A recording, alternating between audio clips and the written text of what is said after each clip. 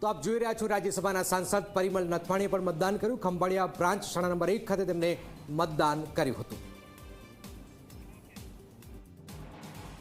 આજ રોજ મારા વતનમાં ખંભાલિયામાં આજે લોકસભાની ચૂંટણીમાં મત આપવા હું આવ્યો છું અને લોકસભા એ આપણા માટેનું ગૌરવ છે અને આપણા ઉમેદવારો માટે પણ એક બહુ મોટો પ્રસંગ છે।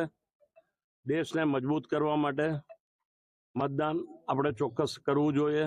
એના ભાગરૂપે હું જામ ખંભાલિયામાં મારા વતનમાં આ મત આપવા આવ્યો છું અને ડેમોક્રેસી હંમેશા રહે એ માટે આ પર્વ મોટો છે। એટલે આપ સૌને હું અહીંયા આભાર માનું છું અને દેશને મજબૂત કરવા માટેની આ ચૂંટણી છે। આ ચૂંટણી દેશને મજબૂત કરવા માટેની છે। એટલે દેશ અને વડાપ્રધાનની લોકસભાની ચૂંટણી છે એને આપણે વંદન કરીએ છીએ અને આપણે આ પર્વને ઉજવીએ છીએ।